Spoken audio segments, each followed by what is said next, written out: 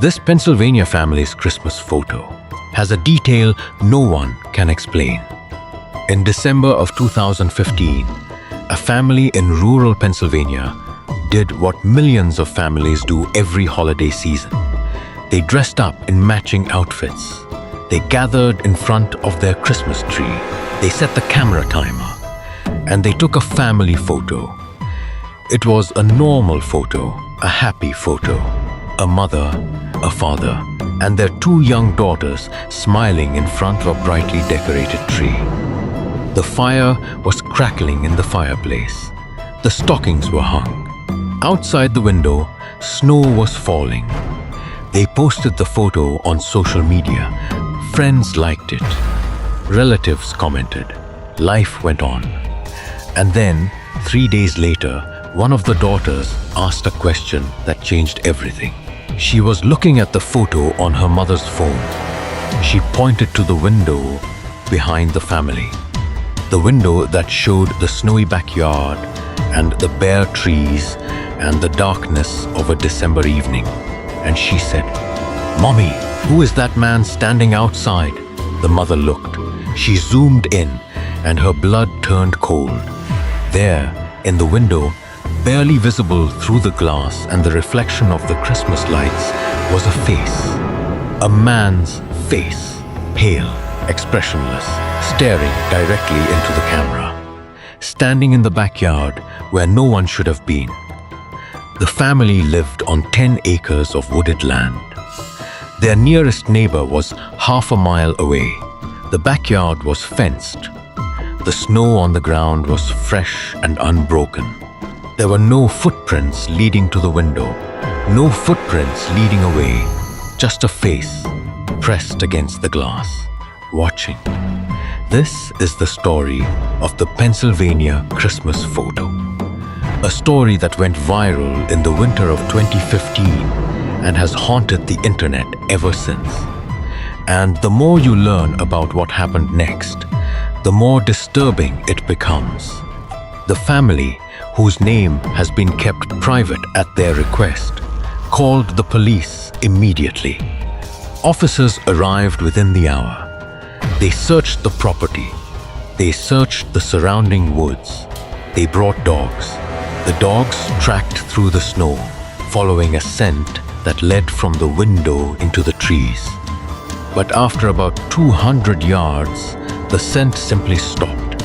In the middle of the forest, with no roads nearby, no vehicles, no structures, just snow and silence, and a trail that ended as abruptly as if the person had been lifted into the air.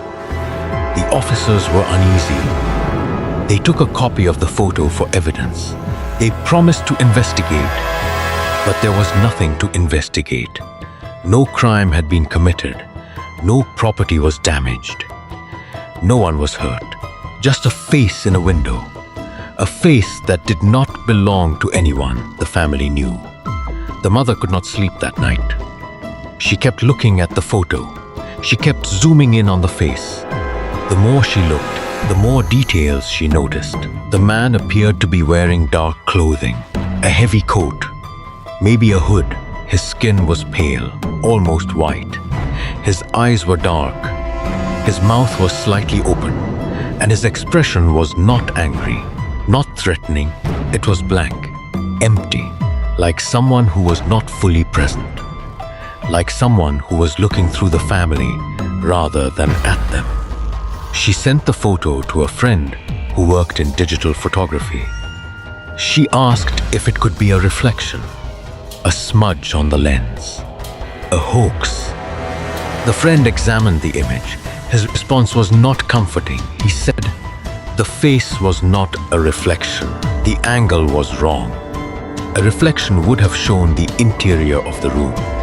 This was clearly outside the window. He said the face was not a smudge or a defect. The pixels were too defined. The lighting was consistent with the rest of the outdoor scene. He said that whatever was in that photo was physically there when the photo was taken. Then he asked a question that the family had not considered. He said, "Who took the photo?" The family had used a camera timer. The camera was set up on a tripod across the room. The timer counted down from 10 seconds.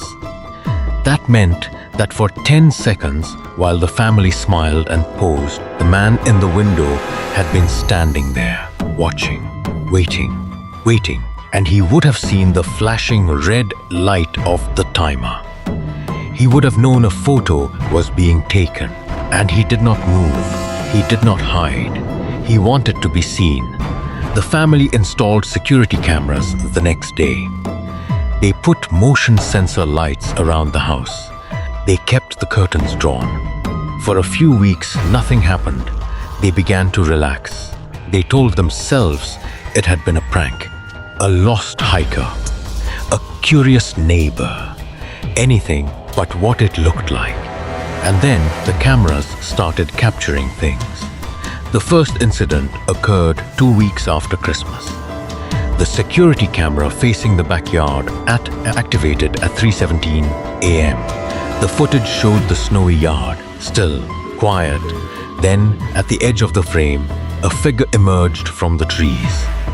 It walked slowly toward the house. It did not stumble. It did not hurry.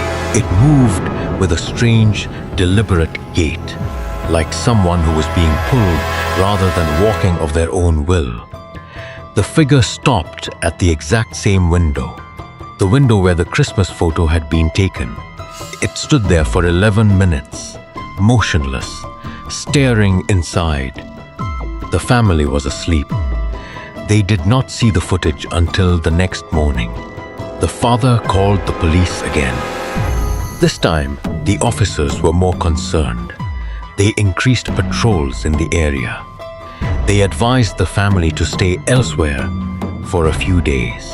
The family packed their bags and went to a relative's house, but the cameras kept recording. On the second night, after the family had left, the figure returned. It walked to the same window.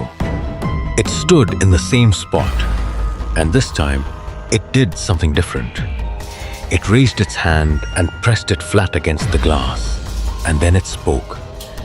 The security camera did not record audio, but the family's neighbor, who lived half a mile away through the woods, reported hearing something that night. A voice, calling a name. The name of the youngest daughter. The neighbor assumed it was the family calling their child inside. She did not think to report it until she learned that the family was not home. The investigation expanded. Detectives searched the property again. They brought in forensic experts.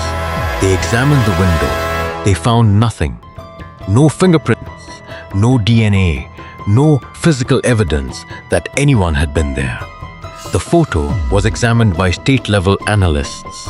The security footage was analyzed frame by frame. The conclusion was the same. The images were real. The figure was real. The identity of the person in the images was never discovered. The family eventually moved.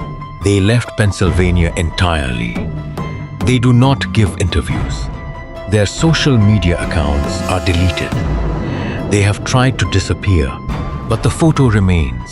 It circulates on the internet every Christmas season. New viewers discover it. New theories emerge. Some say it was a ghost. Some say it was a stalker. Some say the entire thing was an elaborate hoax. But I want you to look at this from a different angle. What if the man in the window was not a threat? What if he was a warning? What if something was about to happen to that family? And the face in the window was there to prevent it. What if the reason he did not hide was because he wanted the family to see him and be afraid and leave the house before whatever was coming for them arrived? I know how that sounds. But consider this. In the summer of 2016, 6 months after the family moved, their old house caught fire. The fire started in the middle of the night. The cause was never determined. The house burned to the ground. If the family had still been living there, they might not have escaped. Maybe the man in the window was not a monster. Maybe he was a guardian. Maybe he was something that watches over certain families, certain bloodlines, certain children. Maybe he was making sure they were safe. Or maybe he was exactly what he looked like. A stranger in the dark. A predator with no name and no face and no reason to exist beyond making a family feel in their own home. I do not have the answer.